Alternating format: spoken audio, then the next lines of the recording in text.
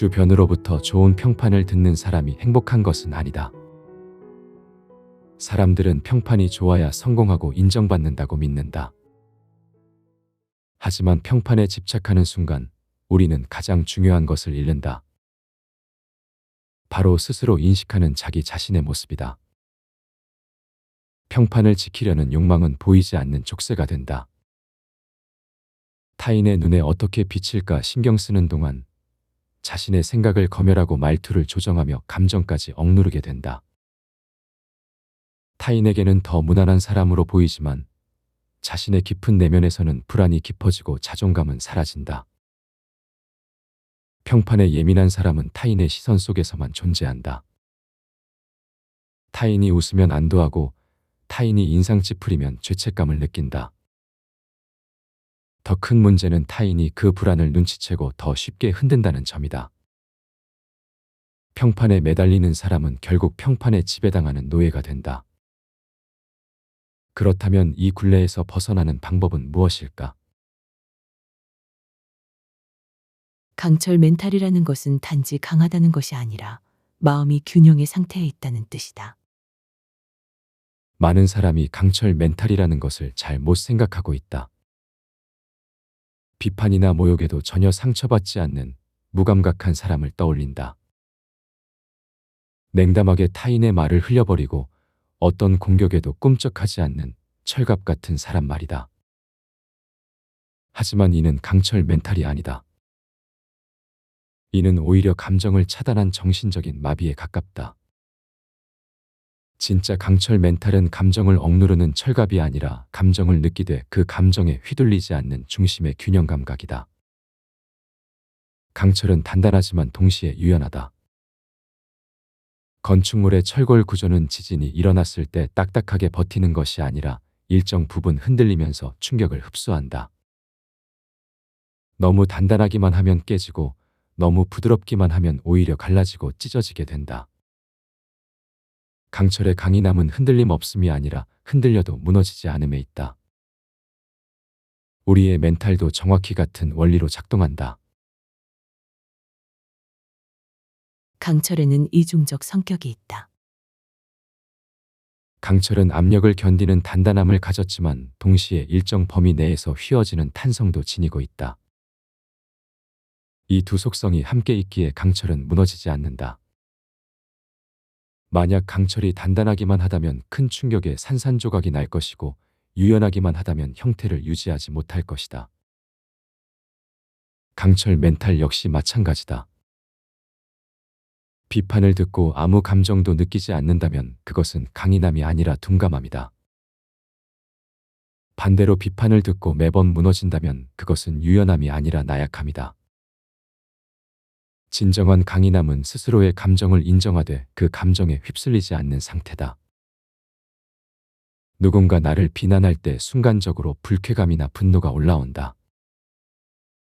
이 감정 자체는 자연스럽다.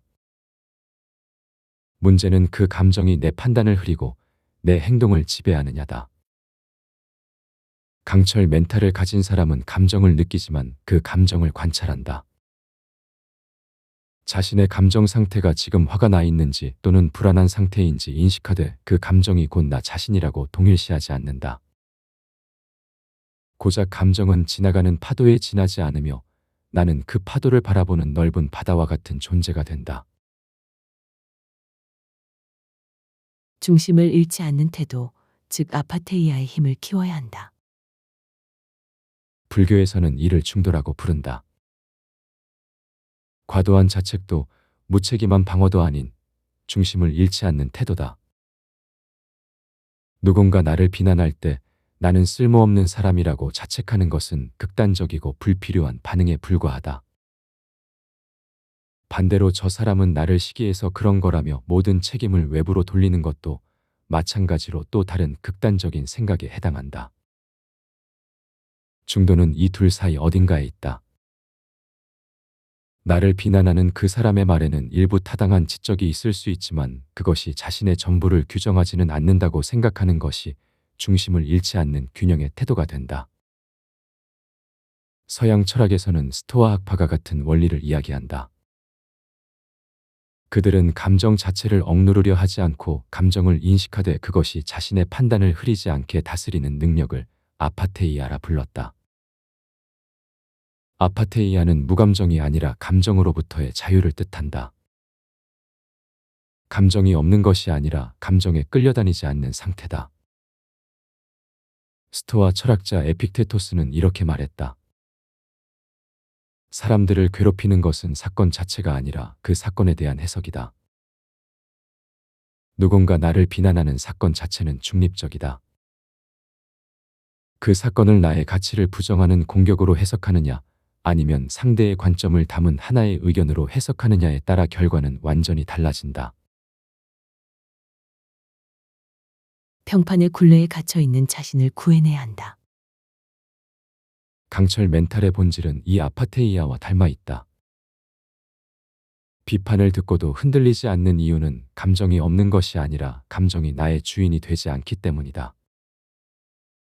이런 사람은 평판이 좋을 때도 자만하지 않고 비난을 받을 때도 무너지지 않는다. 왜냐하면 그의 기준은 세상의 여론이 아니라 자신의 내면이기 때문이다. 타인의 시선은 참고 자료일 뿐 결정권은 자기 자신에게 있다. 평판으로부터 자유로운 사람은 마치 나침반과 같다. 나침반은 주변이 아무리 흔들려도 항상 북쪽을 가리킨다. 외부의 자기장이 강하면 잠시 흔들릴 수는 있지만 곧 다시 중심을 찾는다. 강철 멘탈 역시 그렇다. 비판이 들려올 때 순간적으로 흔들릴 수는 있지만 다시 중심으로 돌아온다. 그 중심이란 나는 누구인가? 나는 무엇을 위해 이 일을 하는가라는 자기 자신에 대한 명확한 이해다. 이 중심이 단단할수록 외부의 평가는 점점 더 가벼워진다. 인간은 자유를 두려워한다. 심리학자 에릭 프롬은 인간은 자유를 두려워한다고 말했다. 스스로 판단하고 책임을 지는 자유가 불안하기 때문에 사람들은 타인의 인정과 평판에 의존한다. 내가 옳은가에 대한 불안을 덜 수 있기 때문이다. 하지만 그 대가는 자아의 소멸이다.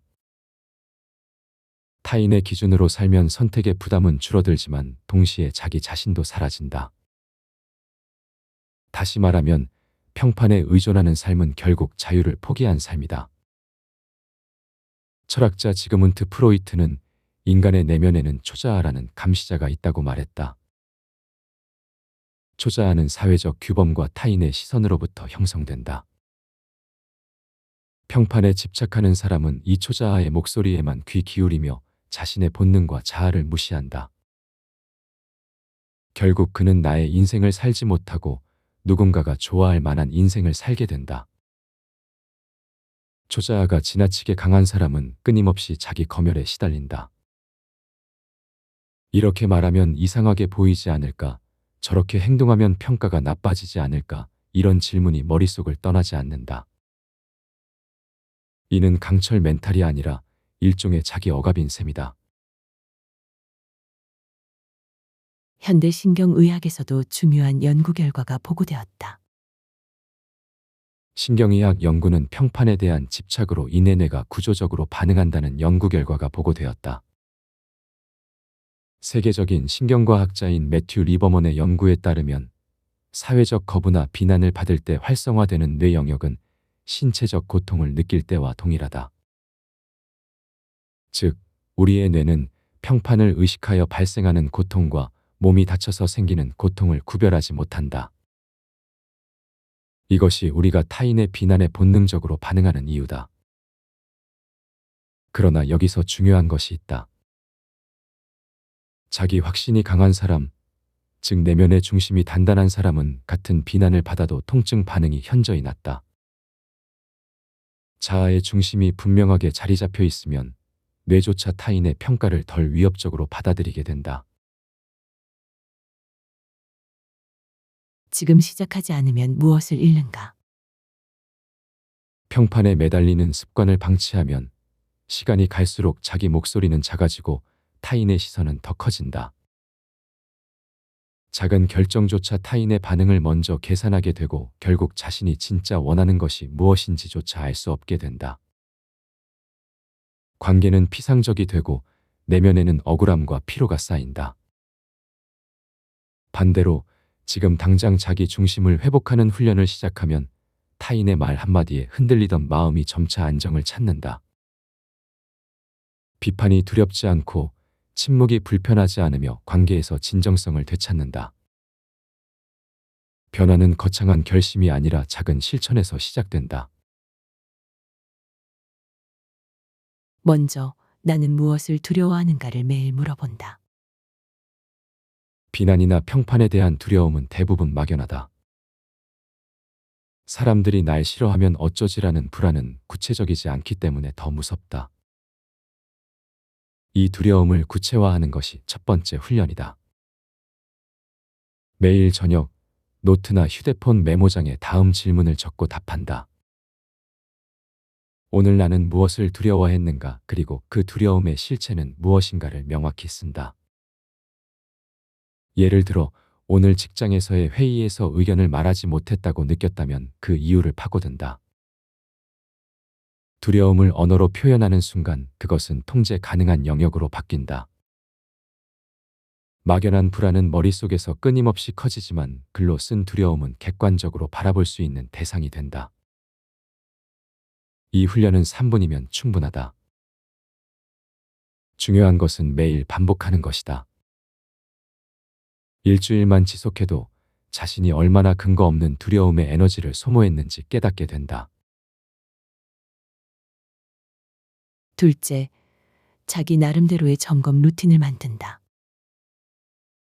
강철 멘탈은 타인을 무시하는 능력이 아니라 자기 자신을 명확히 아는 능력이다. 이를 위해서는 매일 자신의 행동을 점검하는 루틴이 필요하다. 하루를 마치며 다음 질문을 스스로에게 던진다. 오늘 나는 내 생각대로 말했는가, 아니면 타인의 눈치를 보았는가, 그리고 구체적인 상황 하나를 떠올려 기록한다.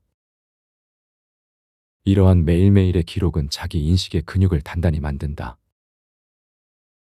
일주일치 기록을 다시 읽어보면 자신이 어떤 상황에서 어떤 사람 앞에서 특히 눈치를 보는지 패턴이 보인다. 그 패턴을 아는 것만으로도 다음번에는 다르게 행동할 가능성이 생긴다. 셋째, 비판에 즉각적으로 반응하지 않는 3초의 규칙을 지킨다. 누군가 공격적으로 비판할 때 우리는 본능적으로 방어하거나 반격한다. 이 즉각 반응이 감정의 폭발을 만든다. 강철 멘탈의 핵심은 즉각 반응하지 않는 능력이다. 상대가 공격적으로 나올 때는 3초만 멈춰라. 그리고 그 상대방에게 짧게 그 말의 의미를 좀 더 설명해 달라고 되묻는다. 감정의 폭발을 늦출 수 있으며 대화의 주도권을 되찾게 된다. 방어하는 대신 질문하면 대화의 흐름이 바뀐다. 이러한 규칙은 아무 도구도 필요 없다. 단지 3초 멈추고 한 문장 질문하는 것뿐이다. 하지만 이것이 습관이 되면 타인의 비판에 휘둘리지 않는 중심이 생긴다. 마지막 네 번째, 감정의 폭풍에서 물러나는 용기를 가져야 한다. 화가 날 때 즉각 대응하는 것은 용기가 아니라 충동이다. 진짜 용기는 감정의 폭풍 속에서 물러날 줄 아는 것이다. 누군가의 말에 화가 치밀어 오를 때 바로 대응하지 말고 자리에서 잠시 물러난다. 화장실에 가거나 물 한 컵을 마시거나 창밖을 30초간 바라본다. 그리고 마음속으로 스스로 멈추라고 외친다. 이 단순한 행동이 강철 멘탈의 첫걸음이다. 감정에서 물러나는 것은 도망이 아니라 조절이다. 자리를 뜨는 동안 호흡이 고르게 돌아오고 뇌는 다시 이성적 판단 영역으로 전환된다. 돌아와서 대응할 때 그 대응은 감정의 폭발이 아니라 중심에서 나온 반응이 된다. 이 훈련은 특히 가까운 관계에서 효과적이다. 배우자나 가족, 친한 동료와의 갈등에서 즉각 반응하면 관계가 상한다. 하지만 잠시 물러나 중심을 회복한 후 대화하면 관계는 오히려 깊어진다. 관계의 품격은 멘탈의 중심에서 나온다. 평판을 완전히 무시할 수는 없다. 우리는 사회 속에서 살아가며 타인의 시선 속에서 관계를 맺는다. 하지만 그 시선이 나의 판단을 대신하게 놔두는 순간 인간관계는 불평등해진다. 한쪽은 눈치를 보고 다른 쪽은 그 눈치에 기대어 서 있다. 이런 관계는 오래가지 못한다. 진정한 관계는 서로의 중심이 단단한 두 사람이 마주볼 때 비로소 시작된다. 한쪽이 흔들리면 대화는 조심스러워지고 결국 진심은 가려진다. 자신의 중심을 세운다는 것은 세상과 단절하는 일이 아니라 세상 속에서도 나로 서는 일이다. 강철 멘탈이란 차갑게 단단한 것이 아니라 따뜻하게 단호한 것이다. 타인의 말을 듣되 휘둘리지 않고 비판을 받아들이되 무너지지 않으며 관계를 소중히 여기되 자신을 잃지 않는 것이다. 이것이 진짜 강인함이다. 평판보다 진실을, 눈치보다 명확함을 선택하라. 그 순간부터 당신의 말은 단단해지고 관계는 건강해진다. 평판은 바람처럼 스쳐가지만 중심은 끝까지 남는다. 흔들리지 않는 중심을 가진 사람만이 흔들리는 세상 속에서 진정한 자유를 얻는다. 타인의 시선 속에 갇힌 삶이 아니라 자기 자신의 기준으로 사는 삶을 시작하라. 그 여정이 바로 강철 멘탈을 만드는 길이다.